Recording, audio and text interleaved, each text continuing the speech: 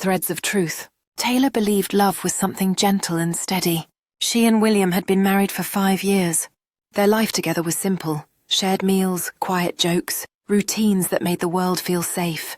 William fixed things around the house. Taylor kept everything running smoothly. They didn't argue much, because they trusted each other. That trust was what Russ used. Russ met them through work and quickly became part of their circle. He was friendly, calm, and always available. William thought of him as reliable. Taylor thought of him as kind. Neither of them noticed how closely Russ watched Taylor, or how carefully he listened when she spoke about her feelings. Russ fell in love with Taylor, but it wasn't a healthy love. To him, Taylor wasn't just a woman.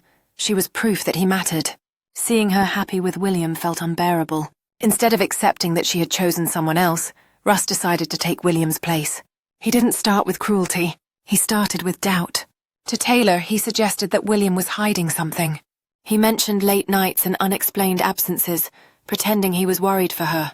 At the same time, he told William that Taylor felt unhappy and unsure about the marriage. Neither Taylor nor William spoke directly to each other. They both believed they were protecting the other from pain. Slowly, distance replaced closeness. Then Russ showed Taylor fake messages. They appeared to prove that William was having an affair. When Taylor confronted William, he was shocked and hurt, but he had no way to explain evidence that wasn't real. Taylor left. William didn't fight her decision because Russ had already convinced him that she no longer wanted him. Russ moved closer. He offered Taylor comfort, support, and understanding. When she was lonely and confused, he was always there. Over time, she began a relationship with him, though she never fully felt at peace. Small things didn't add up. Russ became controlling, angry when she mentioned William, tense when she wanted space.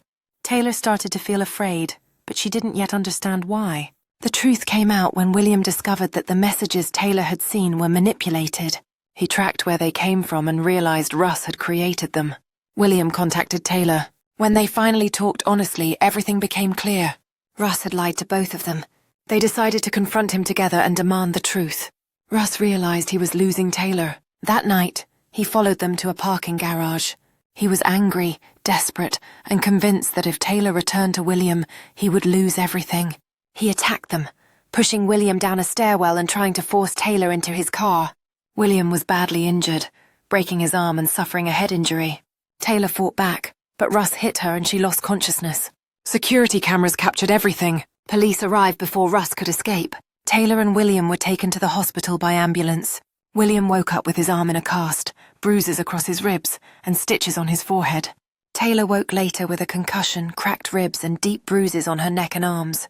Russ was arrested that night and later sentenced to prison for attempted murder and assault. In the hospital room, the reality of what almost happened settled over them. "I should have trusted you enough to talk," Taylor said quietly. "I should have asked instead of believing someone else," William replied. They didn't blame each other. They blamed the silence that allowed lies to grow.